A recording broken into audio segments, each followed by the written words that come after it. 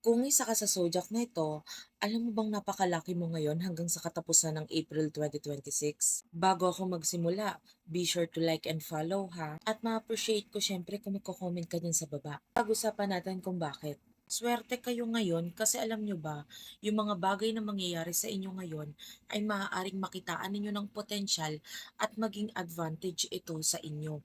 Kahit pa nagsimula sa hindi magandang pangyayari ito. Simulan natin sa Aries. Maaaring nakaranas kayo ng paghihirap at pagsubok, pero ngayong buwan na ito, haharapin nyo lahat ng yan. Kayo kasi yung mga tipo ng tao na hindi talaga takot lumaban. At ngayon yung time na mas papakinggan ninyo yung inner voice ninyo. Ngayon yung time na parang may magsasabi sa inyo na, basta gawin mo lang, just do it.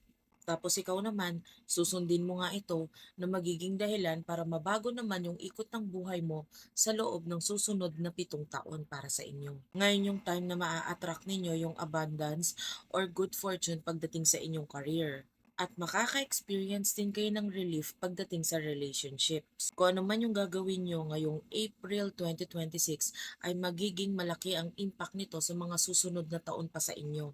Now is the time to follow your inner voice. Nakakatakot to sa simula ha, pero be sure na kung ano talaga yung nasa puso mo at nasa isip mo, yun ang gawin mo. Isunod naman natin ang Cancer. Alam mo bang napakaganda ng effect ng Jupiter dahil ito ay nasa iyong sign? Jupiter is the planet of expansion, growth, and luck.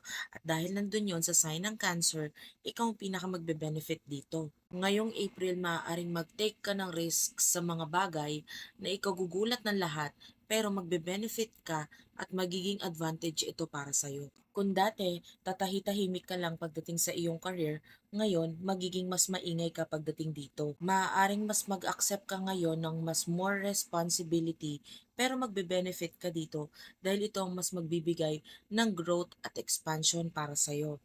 Not only mas mag-i-increase ang iyong finances, magkakaroon ka rin ng pamamayagpag pagdating sa iyong career. Sagittarius, punong-puno ng positivity ang buwan na ito para sa'yo. Yun ay dahil mas mai-express mo ang iyong sarili at magiging mas creative ka ngayon. Tapos yung mga bagay na ginagawa mo ngayon ay matututunan mong i-appreciate na magbibigay ito ng structure para sa'yo. Ibig sabihin, pwede kang mas mag-improve at mag-move forward basta ilabas mo lang yung mga natural na talento mo.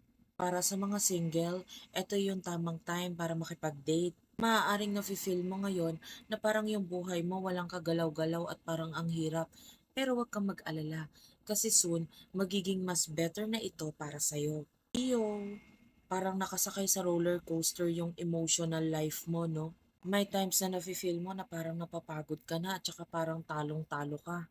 Habang umuusad ang April para sa'yo, unti-unti mong mararanasan at mafe-feel na parang unti-unti ka nang naglalakad papunta sa liwanag. Hindi literal na liwanag ah. Kumbaga ibig sabihin, mas mag-e-expand ngayon yung experiences mo. Kung dati, lagi ka nalang isip ng isip, hindi na magiging ganun ito ulit sa'yo.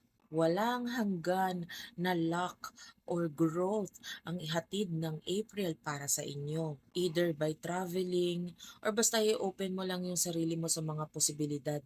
Yung iba ay magkakaroon din ng expansion pagdating sa mga taong maaaring makatulong sa'yo. Maaari kang makamit ng mga bagong tao at ito ang makakatulong para maging mas exciting ang buhay mo. Gemini, grabe ang dadalhing pagbabago sa iyo pagpasok ng Uranus sa zodiac sign mo. Uranus brings big changes. Maaaring yung mga big changes na yan hindi mo pa ma-feel ngayon, pero bago matapos ang buwan ng April, unti-unti mo nang ma-feel ito. On April 26, papasok ang planetang Uranus sa sign mo. Pagpasok nito dito ay maghahatid ito ng drastic change sa buhay mo, including your mindset.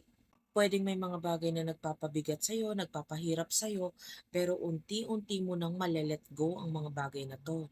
This time, mas magkakaroon ka ng freedom pagdating sa sarili mo. Kung ano ba talaga yung feel mong gusto mo, kung ano ba talaga yung feel mong deserve mo, mas mailalabas mo na ito. Maaari nga lang na makita ka ng iba na parang very unpredictable, pero ikaw lang naman kasi yung bibigay ng freedom na 'to sa sarili mo, 'di ba? Whether mga pagbabago na gagawin pagdating sa relationships or mga biglaang pagsasaayos ng iyong career, gawin mo itong mga bagay na ito para magkaroon ng improvement para sa'yo mismo. Dahil this time, mas pipiliin mo nang gawin yung mga pagbabagong yon para mabago naman ang direksyon ng buhay mo. By the way, ingat kayo dito ha. Yan yung ilan sa mga poser ko. Huwag kayong magpapa-scam sa kanila. Maraming salamat!